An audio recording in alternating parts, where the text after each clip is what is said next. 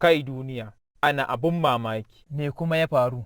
Wai ina zaune kusa da wata kwata, sai ga wata mata mai ciki ta zo tsallakawa. Kawai sai na ji ɗan cikin nata na cewa, ina kwana baba. Sai matar nan ta lura, ta ce min, kana kama da babansa shi yasa ya gaishe da kai. Yo, to wannan har wani abin mamaki ne? Ni da aka yi min abin da na kusa zaucewa? Wannan abu ne kuma wannan? Ka tuna wannan ɗaurin auren nan da na je Katsina shekaran jiya? Na tuna. A wannan ranar mun makar ɗaurin auren nan sosai, don sai da ya rage saura minti 30 ɗaurin auren nan. Can sai ga Oga Salansa nan, ya ce zai kai mu har wajen ɗaurin auren nan a minti 25, wato daga tashar Kurna zuwa birnin Katsina a minti 25. Muka hau motan nan, Oga Salansa ya kwashi motan nan a malala gashin tinkiya. Can fa gudu ya yi gudu. Kwatsam sai ruwan sama ya sauko kamar da bakin ƙwarya. Oga Salansa nan fa ya shiga zille wannan ruwan saman. Kai ka ce aljani ne ko yana amfani da sihiri. Ruwa ake amma zille masa yake kuma yana fafar gudu.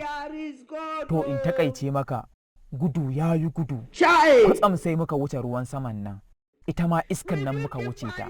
Aiko kowa na cikin mota ido raina fata. Ana ƙaƙarin neman iska an rasa. Kawai sai ihu suke. Direba ya rage gudu ko a samu a koma inda iska take. Sannan fa direba ya rage gudu har muka samu muka da inda iska take. Sannan kowa na cikin mota ya da cikin hayyacinsa. Tafiya ta yi tafiya, kan mu ankare sai ga mu a cikin Katsina.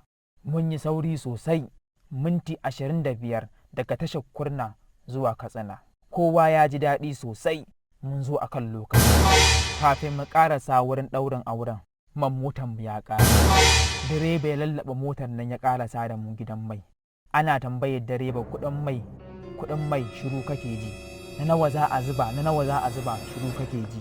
Ashe direba ya mutu. Wai da aka yi bincike, wai ya fi minti 30 da mutuwa. Danna mana wannan jan abin, yawwa danna mana shi, danna mana wannan subscribe button, yawwa to sai kuma ka danna mana wannan alamar ƙararrawa, shi ne za ka samu sabuwar ɗauka da zarar mun ɗaura.